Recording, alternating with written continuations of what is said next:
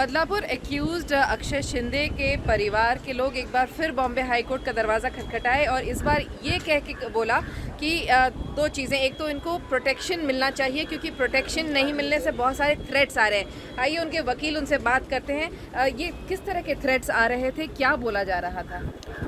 पहला थ्रेट जो था, इनको मुझे भी अभी भी मालूम पड़ा था, ये लोग बताने से डर रहे थे। जब अक्षय शिंदे के खिलाफ एफआईआर हुई, एफआईआर के तुरंत बाद उसके फैमिली वालों के ऊपर अटैक हुआ, उसका पूरा घर तहस नहस कर दिया गया था और उनको प्लेटफॉर्म के ऊपर और बस स्टैंड के ऊपर रहने के लिए मजबूर होना पड़ा।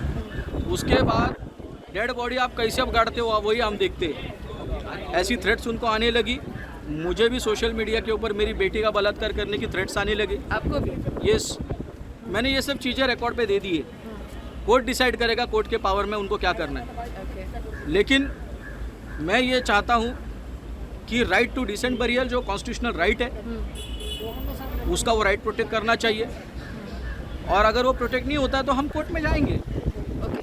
ब्यूरियल को लेकर एक मुद्दा जो है, जो चीफ पब्लिक प्रोसिक्यूटर हितेन वेनिकावकर ने उठाया कि आपने कुछ स्टेटमेंट शायद दिया जिसके तहत आपने कहा कि आपको दरअसल कोई कस्टम नहीं है, जैसा कि पुलिस का कहना है कि ब्यूरियल का मतलब दफनाने का कोई कस्टम नहीं है आपके इसमें, लेकिन आप दफनाना इसलिए चाहते हैं क्योंकि अगली जब सरकार आएगी तब आप उसको वापस एक्ज्यूम करेंगे बॉडी को और फिर से री इन्वेस्टिगेट करने की बात करेंगे।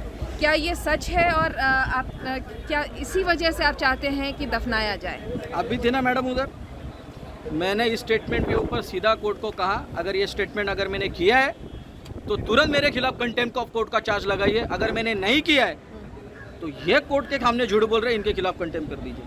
मैं ये चाहता हूँ ये स्टेटमेंट की अगर गवर्नमेंट जांच करे, मैं या कहीं पर भी बोला रहूँगा इस चीज़ को, मुझे कोई पॉलिटिकल पार्टी से कोई लेना देना नहीं है। Rule of law, being an officer of the court maintain होना चाहिए और लॉ की प्रोसीजर फॉलो करते हुए लोगों को न्याय मिलना चाहिए, इतना ही मैं चाहता हूँ। लेकिन दफनाना क्या एक कस्टम है आपकी इसमें? वजह क्या है दफनाने की? दफनाने की वो जो डिसीज था वो थोड़ा स्पिरिचुअल नेचर का था, उसकी इच्छा थी कि उसको दफनाया जाए, इसके लिए ये लोग उनको दफनाना चाहते हैं। और ऐसा कोई बाइंडिंग नहीं है कि हिंदू है तो उसको उसकी फैमिली के मर्जी के खिलाफ कोर्ट ने भी उसके ऊपर, मैं कुछ नहीं कहूँगा कोर्ट के ऑर्डर के बारे में, इट्स नॉट माई जॉब। जी, कोर्ट ने यही कहा कि परिवार डिसाइड करेगा कि कैसे क्रिमेट करना है, ये कोई और नहीं डिसाइड करता। तो अब इसमें कब तक की समय दी गई है और क्या बोला? मंडे तक ये मैटर रखा है और अभी ढूंढेंगे। अभी मुझे नहीं लगता कौन कौन कैसे कैसे ढूंढने जा रहा वाला है, अभी वो ढूंढेंगे और फिर बताएंगे। लेकिन सरकारी वकील कह रहे थे कि जब भी वो ढूंढने जाते हैं वहाँ एक बड़ा क्राउड इकट्ठा हो जाता है और वहाँ पर फिर लोग प्रोटेस्ट करने लगते हैं कि नहीं वहाँ पर नहीं दफनाया जाए।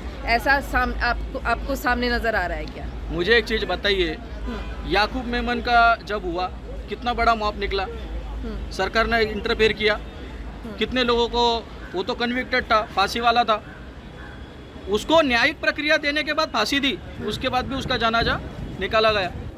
इसको तो पुलिस ने एनकाउंटर कर दिया न्यायिक प्रक्रिया के खिलाफ और उसका जनाजा, उसका दफन विधि के लिए सरकार लॉ एंड ऑर्डर मेंटेन नहीं कर पा रही, तो फिर ये गृह विभाग का तो फेलियर है, ये तो एडमिटेड पोजीशन है।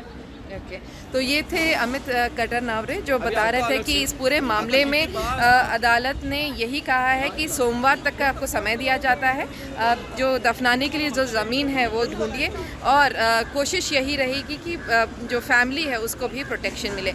विद्या, मुंबई आज तक।